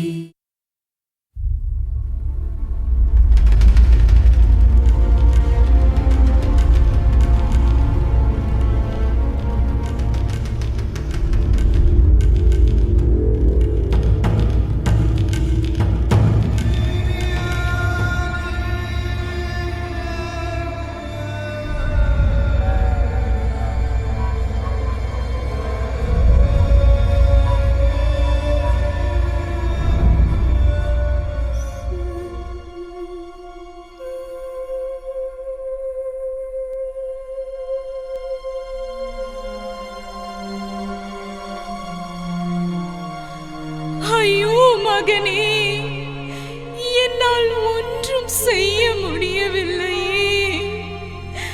சென்ற இடமெல்லாம் நன்மையை செய்த உனக்கு இந்த சிலுவை சாவு உன் உள்ளத்தை ஒரு வாள் ஊடுருவி பாயும் என்று சிமியோன் சொன்னதன் அர்த்தம் இதுதானோ?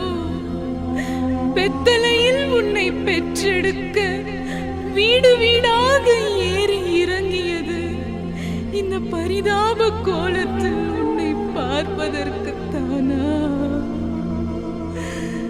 ஏரோதின் கொலை வாளுக்கு அஞ்சி உன்னை என் மார்பில் சுமந்து எகிப்திற்கு ஓடியது இன்று கல்வாரியில் உன் உயிரற்ற உடலை என் மடியில் சுமப்பதற்குத்தானா?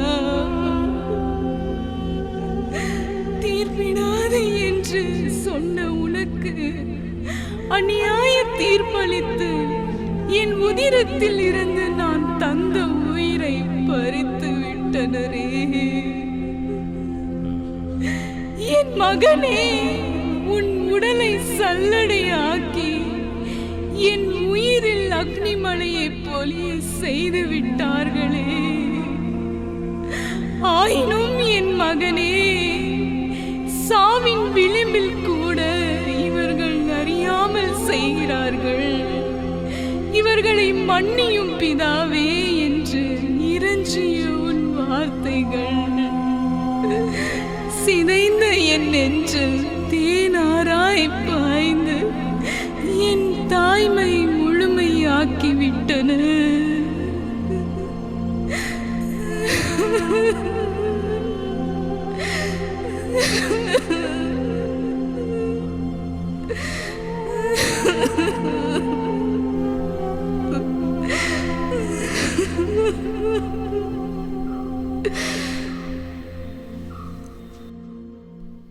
தாயின் மடிதான் உலகம்.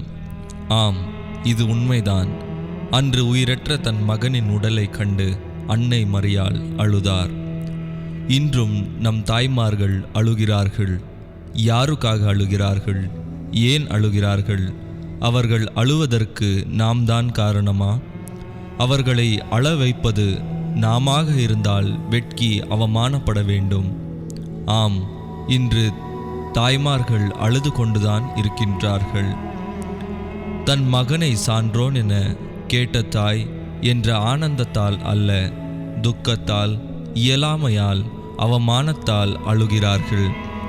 பிள்ளைகளை நினைத்து, பிள்ளைகளின் கெட்ட பழக்கங்களை நினைத்து, தீய சகவாசத்தை, பாவ வாழ்க்கையை நினைத்து, பிள்ளைகளை சீரழித்து கொண்டிருக்கும் குடி, போதை போன்ற தீய பழக்கங்களை நினைத்து மெல்லவும் முடியாமல், விழுங்கவும் முடியாமல், தோள் மேலே வளர்ந்த தன் பிள்ளையை எப்படி திருத்துவது என்று தெரியாமல் நினைத்து நினைத்து அழுகிறார்கள் நம் அன்னையர்கள்.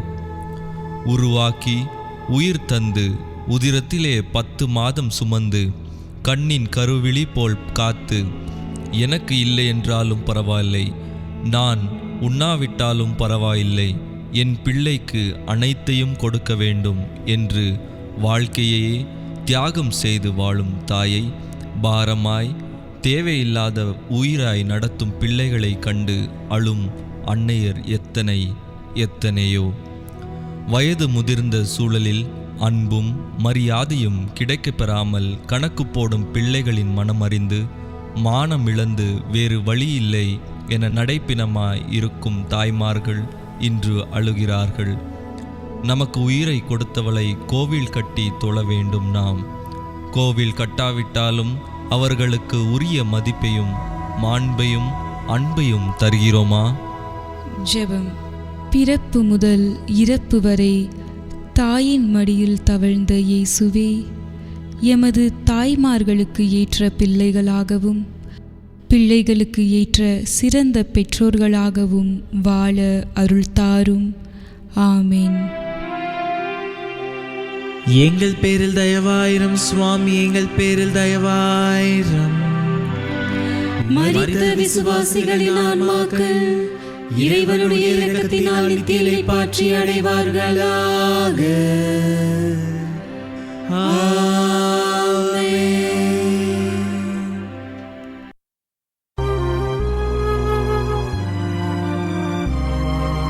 வாழ்விலும் சாவிலும் இடம் இல்லை, வானமும் வையமும் படைத்தவர்க்கு வேதனை இதனிலும் உண்டாமோ? சோகத்தின் எல்லையும் இதுதானோ? கல்வாரியே கல்வாரியே, கடவுளின் மகன் நிலை கண்டாயா? மனிதனை உயிர்ப்பித்த இறைமகனோ மண்ணுக்குள் மறைவதை கண்டாயா?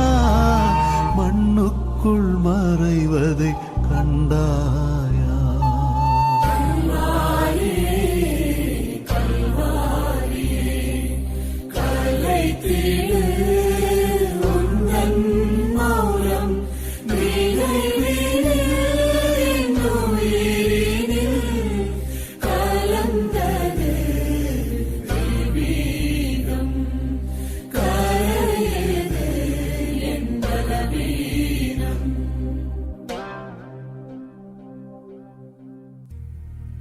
பதினான்காம் நிலை.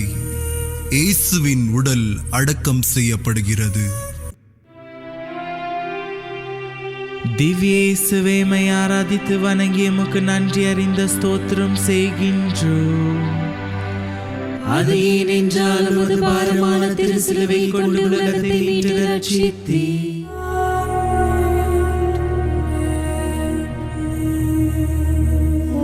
உத்தமனும் நீதிமானுமாயிருந்த அரிமத்தியா என்னும் ஊரைச் சேர்ந்த யோசேப்பு யூதர்களின் மத ஆலோசனை சங்கத்தின் செய்கைக்கு உடன்படாதவனாக இருந்தான்.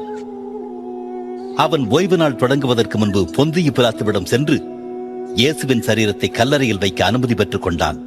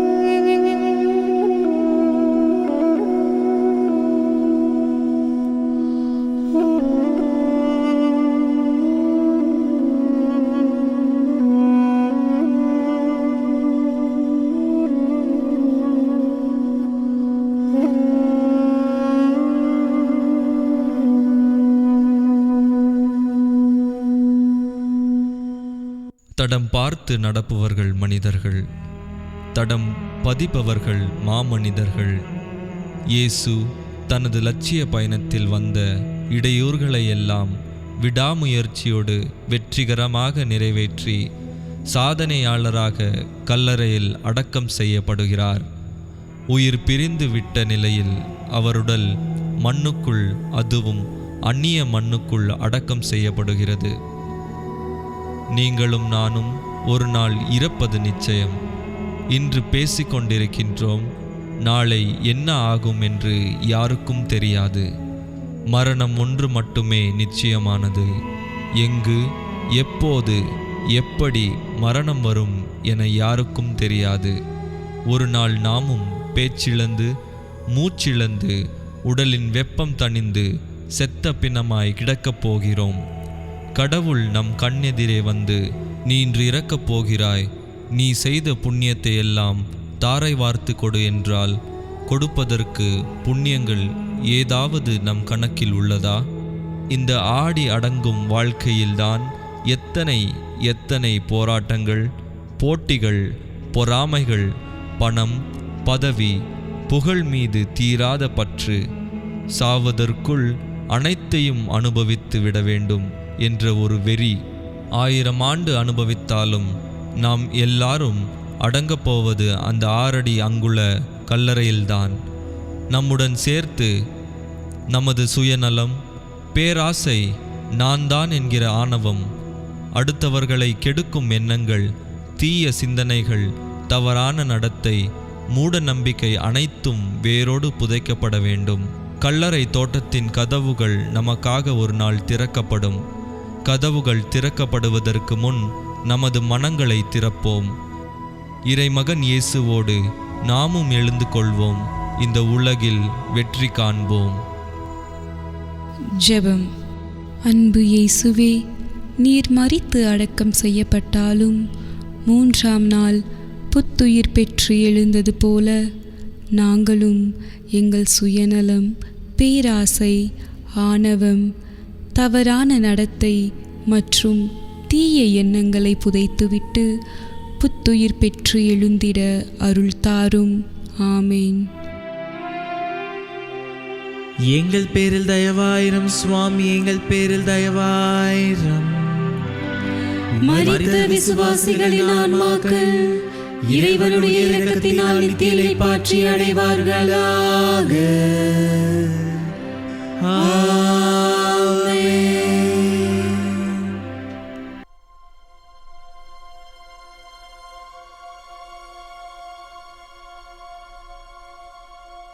இதோ கல்வாரி பயணத்தை கடந்து வந்திருக்கிறோம்.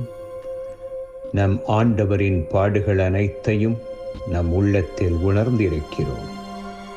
தன்னையே வெறுமையாக்கி அடிமையின் நிலையை விரும்பி ஏற்ற நம் தலைவர் இயேசு நமக்காகப்பட்ட பாடுகள் யாவும் நிச்சயம் நம்மை வேதனைக்கு உள்படுத்தி இருக்கும். அன்பு செய்ததால், அருளை தந்ததால், பாசம் காட்டியதால், பகிர்வை போதித்ததால், உண்மையை சொன்னதால், உலகிற்காக உழைத்ததால், அநீதியை எதிர்த்ததால் இயேசுவுக்கு இந்த நிலைமை. இயேசுவின் இந்த பாடுகள் நம்மை மனமாற அழைக்கின்றன. அன்று இயேசுவின் அவல நிலையை நினைத்து கண்ணீர் விட்டு கலைந்து சென்ற மக்களைப் போல நாமும் இன்று கண்ணீர் வடித்துவிட்டு கலைந்து சென்று விட்டால் நாம் செய்த சிலுவை பாதையின் பயன் ஒன்றுமில்லை. மாறாக இக்கல்வாரி பயணம் நமக்கு உணர்த்தும் பாடங்களை உள்ளங்களிலே உணர்ந்து அவை கற்பிக்கும் பாதையில் பயணிக்க தயாராக இருப்போம்.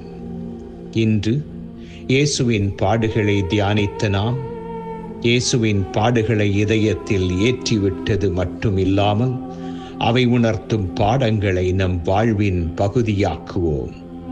நம் பாவங்களை எண்ணி மனம் வருந்தியவர்களாக, மனம் திருந்தியவர்களாக ஆண்டவரின் உயிர்ப்பு விழாவிற்கு நம்மை தயார் செய்வோம்.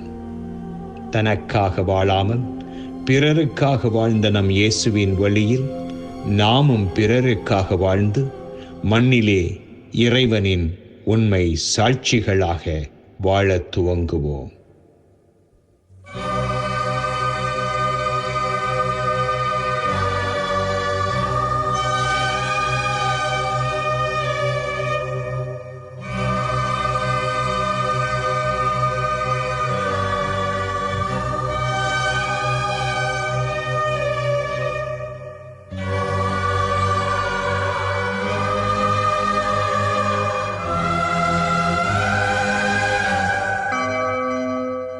ஊர்வலம் போகுது, ஊர்வலம் போகுது, ஊர்வலம் போகுது, இறுதி ஊர்வலம் போகுது. அன்று இறைவனின் ஊர்வலம், இன்று மனிதனின் ஊர்வலம். அன்று இறைவனின் ஊர்வலம், இன்று மனிதனின் ஊர்வலம். அதில் மாண்புகள் மலர்ந்திடும், புது வாழ்வுகள் பிறந்திடும். ஊர்வலம் போகுது, இறுதி ஊர்வலம் போகுது.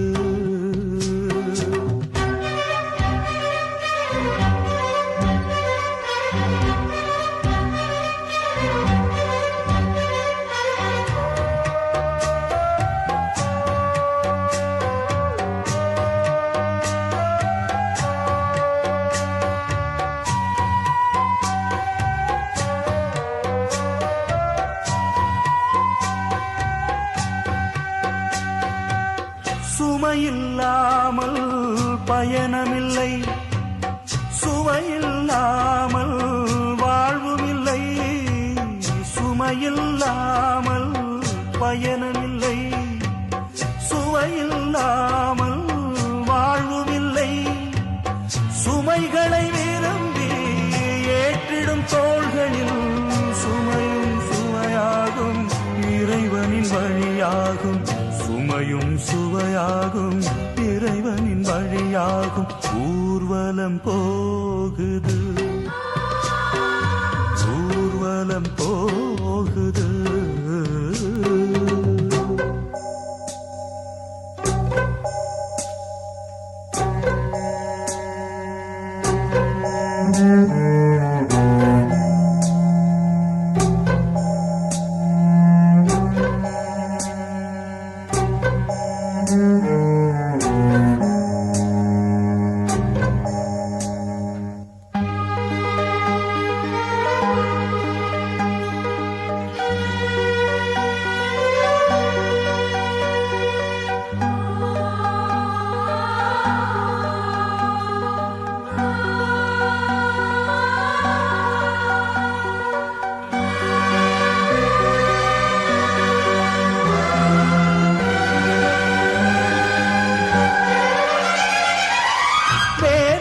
இல்லாமல் பயணம் இல்லை, வெற்றி இல்லாமல் வாழ்வும் இல்லை.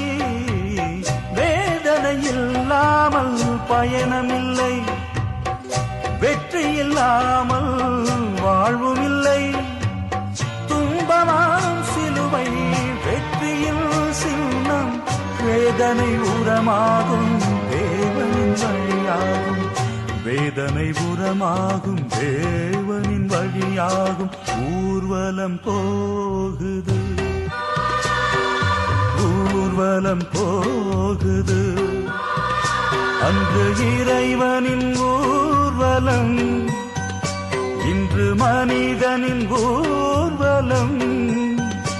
அன்று இறைவனின் ஊர்வலம், இன்று மனிதனின் ஊர்வலம். அதில் மாண்புகள் மலர்ந்திடும், புது வாழ்வுகள் பிறந்திடும்.